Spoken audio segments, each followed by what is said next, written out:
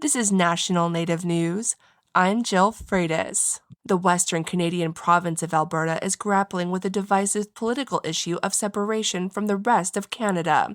Indigenous leaders in Alberta are opposed to the idea. And, as Dan Karpenchuk reports, the National Chief of the Assembly of First Nations recently weighed in on their side. Cindy Woodhouse-Nepenak made her position known during the three-day annual gathering in Ottawa of the Assembly of First Nations.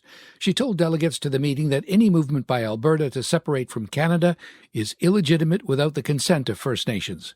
Nepenak says First Nations have always stood for Canadian unity, and they want Prime Minister Mark Carney to know that. We have made it clear that any proposal to separate from any province or territory from Canada is fundamentally illegitimate and unconstitutional without the explicit, prior, informed and collective consent of First Nations.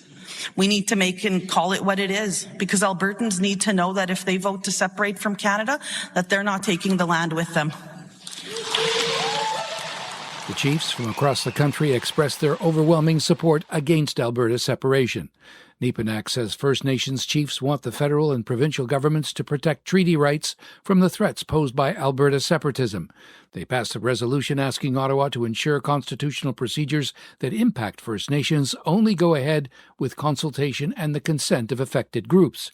They say that the Alberta government has failed to recognize or engage First Nations on the issue, adding that treaty rights would be fundamentally affected by such constitutional change. Alberta's Premier, Danielle Smith, says she supports a stronger Alberta staying in Canada. Recently, an Alberta court quashed the approval of a pro-separation petition.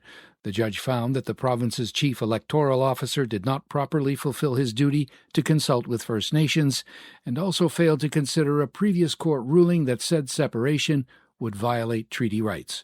For National Native News, I'm Dan Karpenchuk. The National Congress of American Indians is criticizing a new White House report that it says misrepresents Native history and ignores the sovereign status of tribal nations. The report, Saving America's Story, released earlier this month, calls for changes in how American history is presented in museums and public institutions. In a statement, NCAI says the nation's history cannot be told truthfully without acknowledging tribal nations, the realities of land dispossession, forced removal, federal Indian boarding schools, and other documented chapters of U.S. history. Executive Director Larry Wright Jr. says, quote, "Tribal nations are sovereign governments with a unique political relationship with the United States," end quote, adding that this distinction should never be minimized. Wright also says, quote, "America's story begins with tribal nations. It cannot be told truthfully without us," end quote. NCAI is urging federal leaders, museums, educators, and the public to reject efforts to revise the documented history of tribal nations and instead support accurate historical scholarships and implementation of federal Indian boarding school recommendations. Tribal nations are taking action on education, treaty rights, and sacred lands.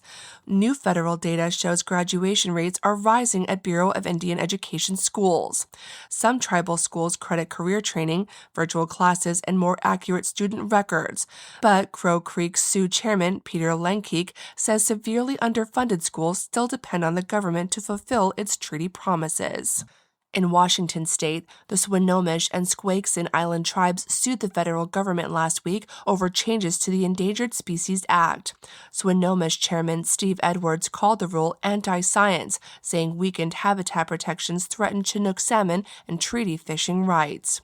I'm Jill Freitas.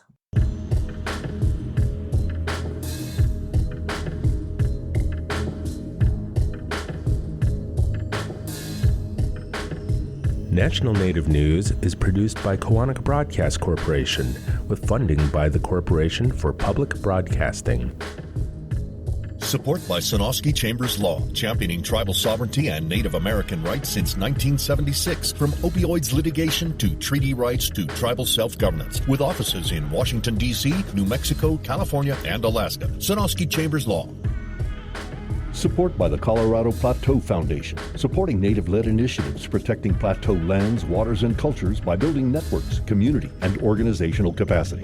Grant proposals accepted through September 4th at coloradoplateaufoundation.org.